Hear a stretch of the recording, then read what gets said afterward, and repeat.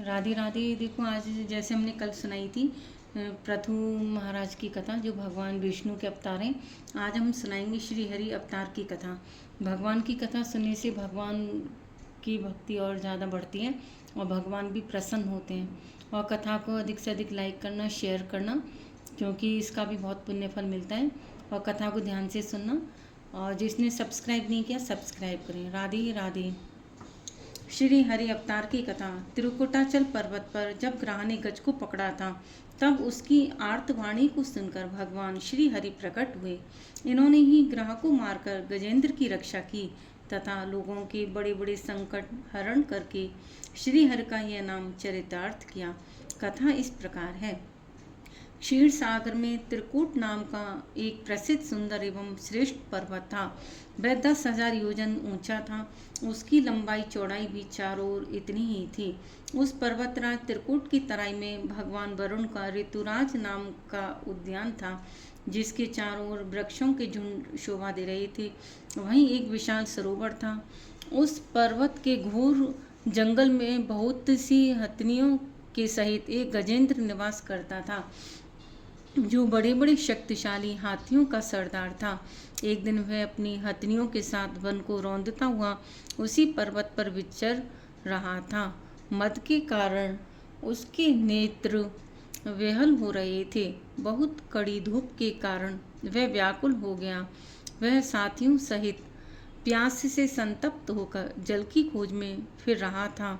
उसे दूर से ही कमल की पराग से सुवासित वायु की सुगंध मिली, जिसके सहारे वह उसी सरोवर पर पहुंचा और स्नान कर श्रम मिटाया, प्यास बुझाई, फिर उसमें गृहस्थों की भांति क्रीड़ा करने लगा।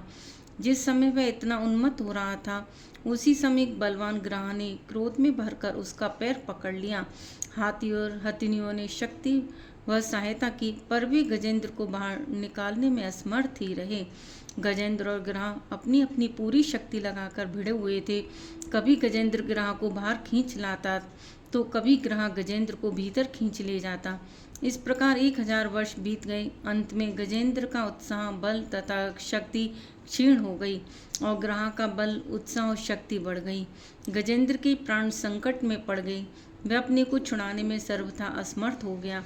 बहुत देर तक अपने छुटकारे के उपाय पर विचार करता हुआ वह इस निर्णय पर पहुंचा, जब मेरे बराबर वाले हाथी भी मुझे न छुड़ा सके, तब ये बेचारी हथनियाँ कब छुड़ा सकती हैं।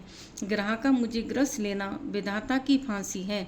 अतएव मैं संपूर्ण विश्व के एकमात्र आश्रय परब्रह्म की शरण लेता हूँ, जो प्रचंड काल रूपी सर्प से भयभीत प्राणियों की रक्षा करता है तथा मृत्यु भी जिसके भय से दौड़ती रहती है। यथा यहाँ कश्चनेषु बलिनोऽन्तकोर्गात् प्रचंड वेगाद् विधावतो भृशं भीतं प्रपन्नं परिपाति यद् भयान् मृत्युः प्रधावत्यर्णं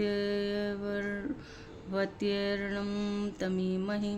ऐसा निश्चय कर उसने सूंड में एक सुंदर कमल का पुष्प लेकर, जो सरोवर में खिला हुआ था, सूंड को ऊपर उठाकर बड़ी कष्ट के साथ पुकार कर कहा, नारायण जगतगुरु भगवान, आपको मेरा नमस्कार है। पुकारने के साथ ही भगवान गरुण को छोड़कर तत्काल वहां पहुंचे और दोनों को सरोवर से निकालकर ग्रह का मुंह चक्र से फाड़कर गज को छुड़ा दिया। भगवान का स्पर्श होते ही गजेंद्र के अज्ञान बंधन कट गए और वह भगवान की भांति चतुर्भुज हो गया, अर्थात उसे सारूप्य मुक्ति प्राप्त हुई।